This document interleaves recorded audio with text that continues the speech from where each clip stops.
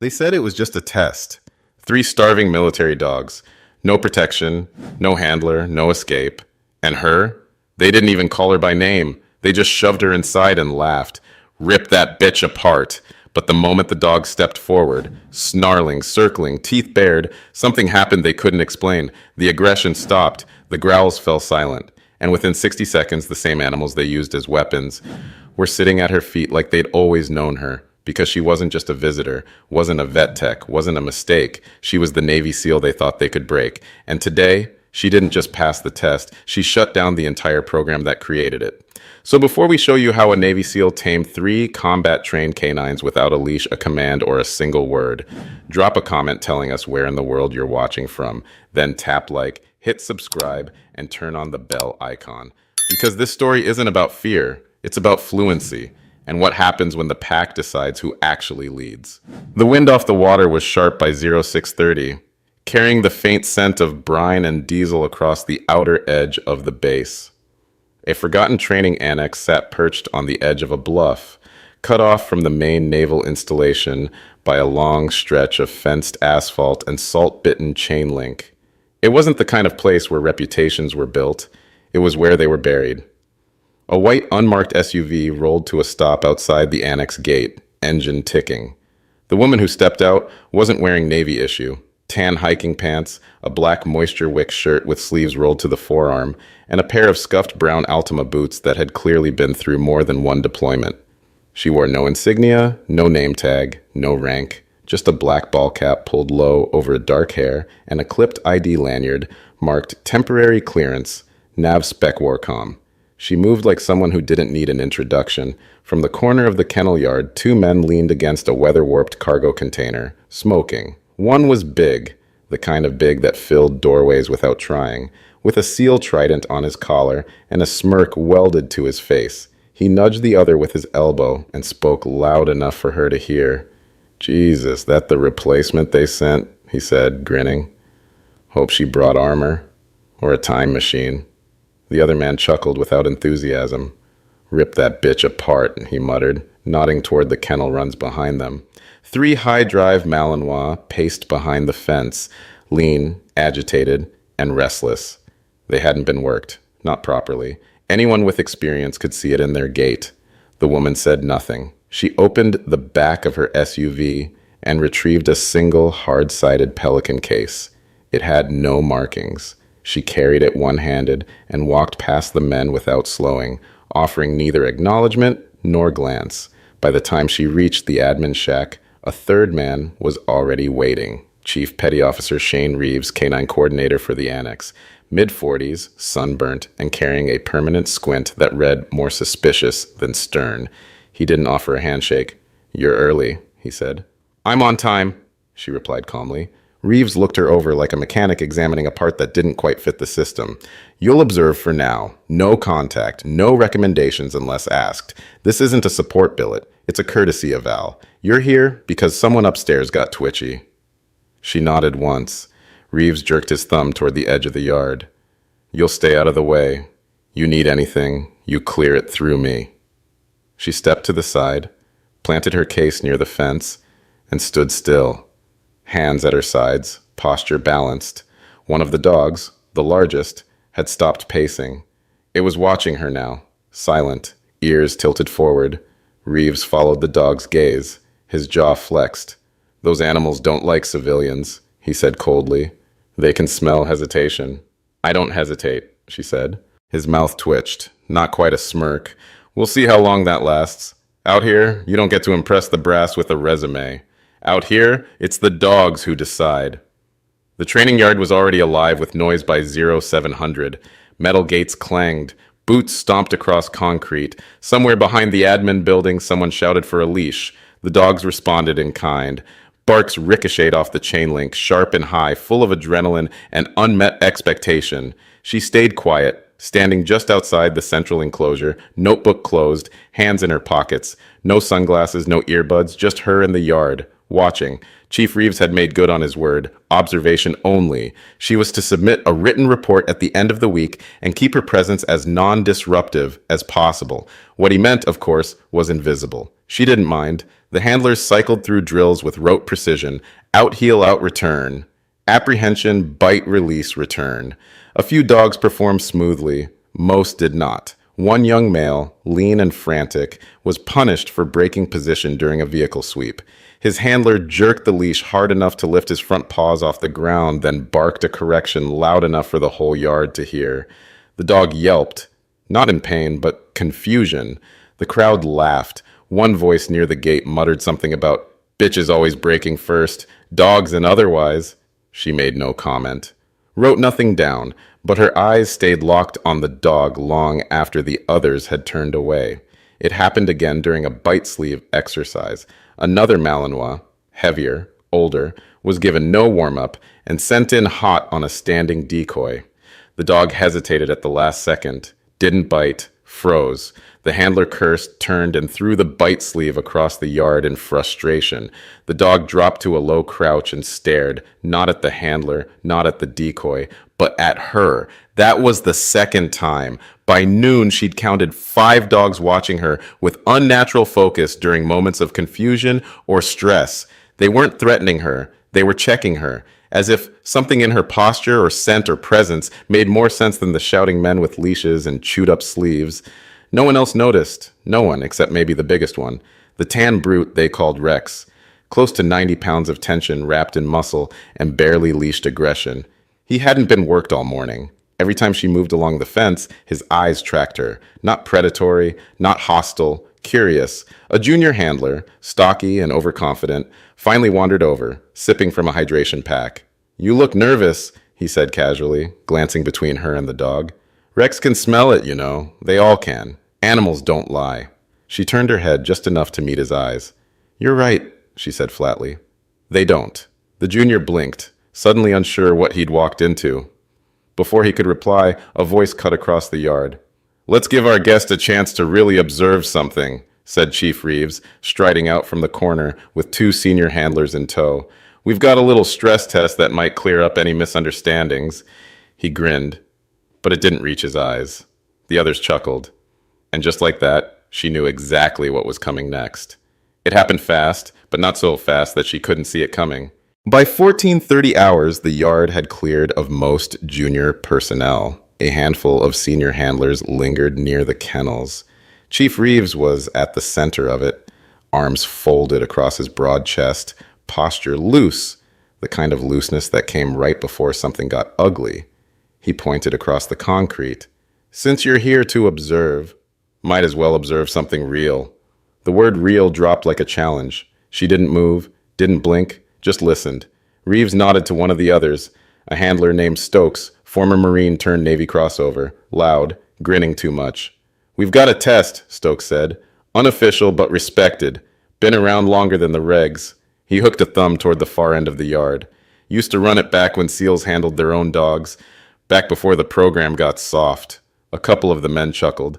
3 dogs, he continued. "All high drive, all combat cleared. You step into the pen, no leash, no commands, no protection. You hold posture, you stay calm. You make it out without a scratch, you pass." She looked at him without emotion. "And if I don't?" He smiled wider. "Then you get reassigned. Probably stateside, maybe civilian review board. I hear they're hiring auditors." Reeves stepped in again, voice lower now. "Nobody's forcing you. It's tradition, that's all. A little culture test. Show the boys you're not just here because someone upstairs owed you a favor." She turned her head slightly, scanning the kennel logs posted behind the gate. 3 dogs, Czar, Ghost, and Luca, all Belgian Malinois, all tagged for bite demonstration, aggression testing, and diet modification, urgent refeed. They hadn't been fed in over 36 hours. Her voice came quiet, precise. "Who's documenting this evolution?" Reeves stared at her. "Anyone filming? Safety officer? Vet on standby?" Silence, then laughter. Stokes made a show of pulling his phone out. "Don't worry, I'll get the highlight reel. That counts, right?" She didn't respond, just exhaled through her nose, slow and even. Then she said it. "Fine." A pause. I'll do it. A beat of silence followed. Not respect, not admiration, confusion, because she didn't argue, didn't posture, didn't ask for guarantees. She just accepted. Stokes' smirk faltered just for a second. Reeves's jaw twitched. They weren't ready for her to say yes, but she already knew the rules, not the ones written down. The real ones. The kind that live under bruises and broken careers, the kind whispered in rooms no one records. She walked behind them, toward the containment pen, and behind the fence, the dogs were already waiting, pacing, hungry, watching her the way only animals do, not for weakness. For something they recognized and couldn't explain. The pen was square, 20 feet by 20, ringed with 12-gauge chain-link fencing and reinforced steel posts at each corner. No obstacles, no cover, no equipment inside, but a battered stainless steel water trough, half empty, and 3 empty food bowls. She stood outside the gate as the dogs were led in one by one. Czar, long-limbed, 85 pounds, hyper-focused with an unblinking stare. Ghost, white-chested, barrel-bodied, scar over the muzzle from a prior bite incident. Luca, youngest of the 3, but the most unpredictable, known for his irregular tracking patterns and sudden redirects, twitchy, alert, looking for a target. All 3 were off-leash by the time the gate was secured behind them. No handlers inside, just her. A padlock clicked shut on the gate's outer latch. Chief Reeves gave a half-hearted smirk and called out over the chain link. "You've got 5 minutes. Make it out with your skin and maybe we'll let you write your little report." No one laughed this time. The sun was lower now. The yard had quieted. The only sound was the scrape of the dogs' claws on the concrete and their breathing. Shallow, fast, hungry. She didn't move. Not yet. Her weight stayed centered over her boots, knees slightly bent, arms loose at her sides, fingers slightly curled but relaxed. The dogs spread out naturally, one in front, one flanking left, the third pacing wide behind her. Unstable pack dynamics. They weren't acting like a team. They were triangulating her, not as a single threat, but as 3 individuals responding to confusion, to hunger, to baited aggression. Czar was the first to growl. Not a snarl, not an attack cue. Just a low rolling tone that vibrated the air between them. She didn't flinch, didn't speak, didn't make eye contact. Dogs read everything. Posture, breathing, muscle tension. She knew better than to challenge. She knew better than to submit. Instead, she pivoted. Slow, smooth, just enough to keep the flanks in peripheral view.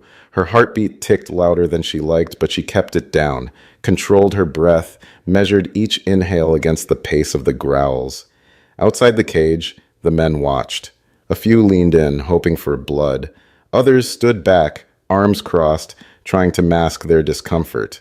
Stokes, the cocky handler, muttered under his breath, "What's she waiting for? They're gonna rip her open." And then it happened. Czar lunged. Not all the way, just a false step forward, teeth bared, head low. She shifted 1 foot back, weight dropping a fraction. Nothing aggressive, just a calibration, a response. Ghost mirrored it from behind. A soft pat of motion, testing her flinch response. She gave them none. Then, without warning, she knelt, slow, controlled, one knee to the concrete, hands resting palm up on her thighs, head turned just slightly to the right, exposing the side of her neck. A silent signal. "I see you. I'm not your enemy. I'm not prey." For 5 long seconds, no one moved, and then Czar did something no one expected. He stopped growling, sniffed, and took a single cautious step forward. Reeves cursed under his breath. Ghost and Luca held position. Not aggressive now, but uncertain. The woman didn't react, didn't reach out. She just knelt there, waiting. Everything inside the enclosure had changed, not because she dominated them, because she didn't try, because she understood the language they actually spoke, one the men outside had long since forgotten. The shift happened slowly. Char's head lowered another inch, his front paw sliding forward across the concrete like he was approaching a downed teammate, not prey. He sniffed her open palm once, then twice. The growl in his throat faded. She didn't move, didn't touch, didn't reward. She simply remained neutral, present, fluent. Ghost circled wider now, flanking past her shoulder, tail still high, breath rapid. He gave a sharp bark, a single warning note, and stopped 3 feet away, head tilted. She exhaled. That was the moment. Not theatrical, not dramatic, just a pulse of air that told them everything. No threat, no panic, no false calm, authentic regulation. Luca was the last to shift. His body was still tense, tail stiff, but he was no longer fixated on attack. His eyes darted between the others. Something ancient played out between them. A recalibration. Pack dynamics reset constantly. They were organisms of their own, balancing posture, energy, voice, scent. She let them work it out. She didn't interfere. Ghost moved first. He stepped forward, ears still alert but no longer pinned. He approached from her left, sniffed her exposed arm, then sat. Not submissive, but aligned, as if making a decision on his own. The crowd outside had gone nearly silent. Someone muttered a curse. Another called out, "That doesn't mean anything. Dogs are weird like that." But the men weren't sure anymore, because none of them had seen ghosts sit for a stranger, especially not after food deprivation, especially not after aggressive conditioning. And then Luca came. Quick and light-footed, he paced past her, doubled back, then stopped in front, the youngest of the three, the one they thought least likely to comply. She turned her head again, exposing the neck, giving space, and Luca bowed. A single shallow head dip, weight forward, tail dropping just enough to break line. Then he sat. 3 dogs, no leashes, no commands, no tools, no pain, just presence. Just a woman who hadn't shouted, hadn't struck, hadn't even blinked hard, and now sat at the center of a silent formation of what they used to call uncontrollable assets. She rose slowly. One movement, no startle. The dog stayed seated, calm, watchful. She turned to the gate and looked directly at Chief Reeves through the chain link. Her voice didn't rise. She didn't have to yell. "Open it!" Reeves didn't move. Stokes was frozen. The padlock hung useless. The power in the yard had shifted. Quietly. Completely. Because those 3 dogs had just made their choice, and none of them had chosen the men outside the fence. She didn't wait for the gate to be opened. She simply stood there, calm, flanked by 3 dogs that had just rewritten everything the handlers thought they knew about control. The men outside stared. Not one reached for the padlock. Not one said a word. So she turned, knelt again, tapped her hand against her thigh. Czar stood and approached. She unclipped the carabiner from his collar, held it in her palm, and stood again. Then she walked to the gate and lifted the latch from inside, calmly, like she'd known all along that it wasn't locked from her side. The hinge creaked as it opened. Ghost and Luca stayed inside the pen, seated, unmoving. Czar followed her out. No command had been given. Across the yard, a silence bloomed, the kind that only grows when every man present knows they just witnessed something he doesn't yet understand. Stokes looked rattled. Chief Reeves looked pale, and then came the voice, not hers. "Wait," said one of the quietest handlers, a tech petty officer named Glenn Roy, mid-30s, quiet, one of the few who hadn't laughed earlier. He was squinting at her like he was trying to place a memory from years ago. "Did you used to work with Dozer?" he asked suddenly. She paused mid-step. Roy continued, cautious now. "Back in Helmand, wasn't there a female handler attached to Task Force Ironhand? They called her Juliet 5 or something. She and her dog caught a triple rig before it went off. Saved the whole forward patrol." No response. But she didn't deny it. Roy looked at the dog still sitting inside the pen. "That's why they listen to you," he muttered. "You're not just a handler. You're that handler." One of the other men looked at Reeves, uncertain.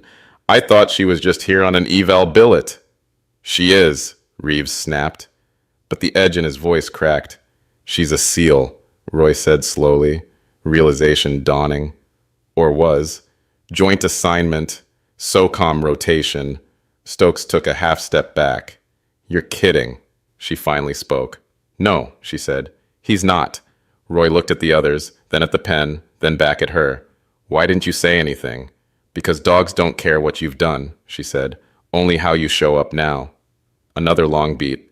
Then Reeves turned and walked off toward the admin shack without a word, shoulders stiff. She didn't follow. She walked back to the holding bench where her Pelican case sat down, unclipped the carabiner from her belt and set it next to her. Not as a trophy, but as a tool, cleaned and ready. Behind her, the pen was still quiet. The dogs had not moved, and for the first time that day, not a single man on the team had anything left to say. By 1700 hours, the yard was quiet again, but not in the usual way. Not the end of day wind down. Not the shift change chatter. It was the silence that follows exposure, the kind that settles when something deeply known but long ignored has finally been named aloud. The call to command had already been made. She didn't place it. Chief Reeves didn't either. It was the tech, Roy, who'd stepped away and contacted the kennel program's regional oversight coordinator. Quietly, calmly, without fanfare. By 1800, two unmarked government vehicles rolled up the service lane. Out stepped Lieutenant Commander Harlan Stokes, Naval Special Warfare's regional MWD compliance officer, and a civilian representative from the Office of Military Veterinary Oversight.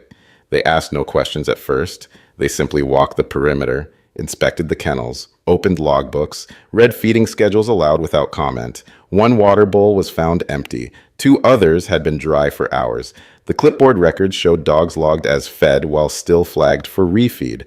The civilian vet found a training shock collar that hadn't been authorized under NSW regulation since 2020. It was stored in a handler's personal bag. No one claimed it. Then they reviewed footage. Unbeknownst to Reeves, one of the yard's mounted cameras, older, grainy but functional, had partially recorded the event in the pen. No audio, but enough to show three high-drive dogs released without leads into a confined space, followed by a person with no protective gear. They watched as the dogs circled, watched as she knelt, watched as the animals, one by one, sat. Lieutenant Commander Stokes said nothing, just closed the laptop and looked at Reeves. "Who authorized this?" Reeves didn't answer. Stokes turned to the others. "Was this part of an official training evolution?" Still silence. Until Roy cleared his throat. "No, sir. It was framed as a tradition." The word hung in the air like a bad smell. Tradition. The civilian vet took notes silently, the kind of notes that trigger audits, that trigger inspections, that trigger federal charges. Before dusk, Reeves was relieved of kennel duties pending investigation. Stokes ordered an immediate operational pause on all bite work and physical stress testing. Stokes didn't raise his voice, didn't throw accusations. He didn't have to. The rules had already been broken. The only thing left was the paperwork. As for her, she wasn't questioned, wasn't praised either. Stokes only nodded once in her direction as if to say, "We see it now. We'll take it from here." She returned the nod. No more, no less, because it was never about being seen. It was about the dogs, and they were finally getting what they'd been denied. She could have left. No one would have blamed her. By morning, Command had quietly offered her an exit, a formal closure of the assignment, travel orders back to Virginia, a short debrief, and no record of incident on her personnel jacket. Just a clean detachment from a dirty situation. She declined, didn't ask for an extension, didn't demand a billet, just stayed. When the new interim coordinator arrived, a lieutenant from Lackland with polished boots and eyes that scanned for legal landmines, he asked her why. Why bother with a kennel full of hostility, bad habits, and half-trained dogs already written off by the system? She gave him the shortest answer possible. Because bad handlers get people killed. That was it. Not vengeance, not ego, not legacy, just prevention. Within 2 days, she had operational control over the program's internal schedule, not through a rank appointment, but because no one else stepped up and someone had to start fixing things. She started with the dogs. Feeding times were adjusted to match working metabolism cycles. No more skip days, no more we forgot, no more gambling with refeed warnings. Next came rest protocols.